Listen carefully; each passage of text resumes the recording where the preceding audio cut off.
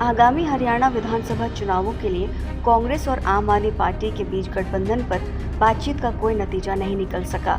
दोनों पक्षों की तरफ से गठबंधन की कोई आधिकारिक पुष्टि नहीं हुई।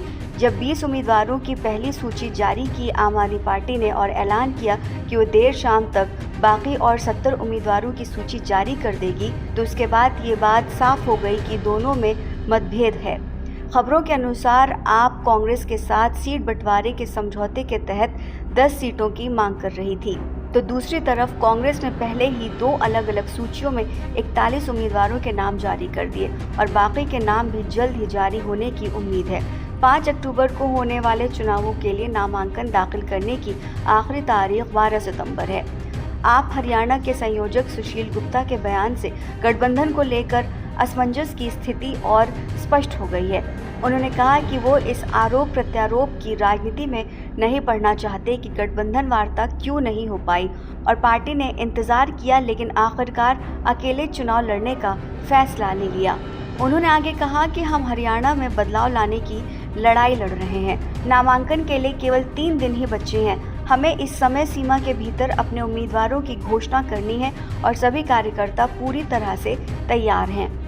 कांग्रेस सांसद दीपेंद्र हुड्डा ने इस मामले पर टिप्पणी करते हुए कहा कि हर राजनीतिक दल अपने हित के लिए काम करता है।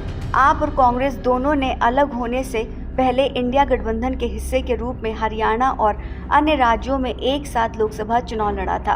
पिछले हफ्ते कांग्रेस के केंद्रीय नेतृत्व की तरफ से आगामी विधानसभा चुनावों में आपके साथ संभावित गठबंधन की उम्मीद तलाशने में दिलचस्पी दिखाने के बाद उनके गठबंधन की बातचीत फिर से शुरू हुई थी ताकि इंडिया ब्लॉक में एकता का एक बड़ा संदेश दिया जा सके।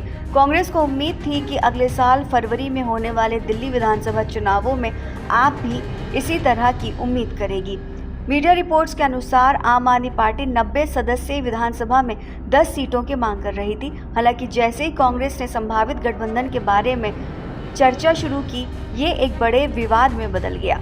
हरियाणा कांग्रेस के राज्य नेतृत्व ने गठबंधन वार्ता का विरोध किया क्योंकि वो इतनी सीटों पर आपको जगह देने के लिए तैयार नहीं थे। राज्य के नेताओं ने केंद्रीय नेतृत्व को बताया कि आप जिन सीटों की मांग कर रही है उनमें से कुछ पर पहले से ही कांग्रेस के मजबूत उम्मीदवार हैं।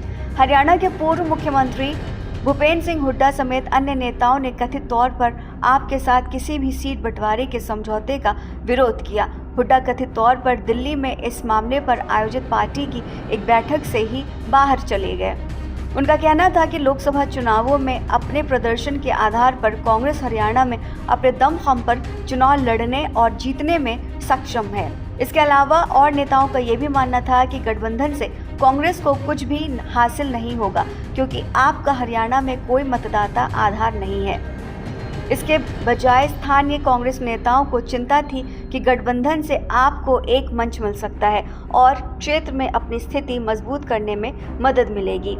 पिछले राज्य विधानसभा चुनावों में आपने 46 सीटों पर चुनाव लड़ा, लेकिन उसके सभी उम्मीदवारों की जमानत जब्त हो गई थी क्योंकि उसका वोट प्रतिशत 0.48% था, जो नोटा के 0.52% से भी कम था। हाल ही में हुए लोकसभा चुनाव में कुरुक्षेत्र सीट पर आपने कांग्रेस के साथ गठबंधन किया था।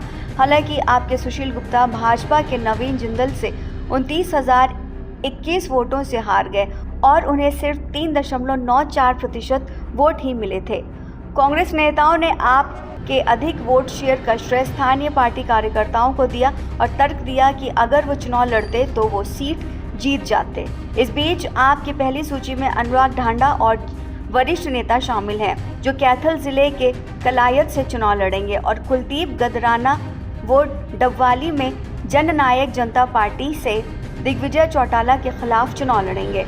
आपने उन निर्वाचन क्षेत्रों में भी उम्मीदवार उतारे हैं जहां कांग्रेस के मौजूदा विधायक हैं, जिनमें नारायणगढ़, असंध, समालखा, रोहतक, बहादुरगढ़, बादली, बेरी और महेंद्रगढ़ जैसी सीटें शामिल हैं।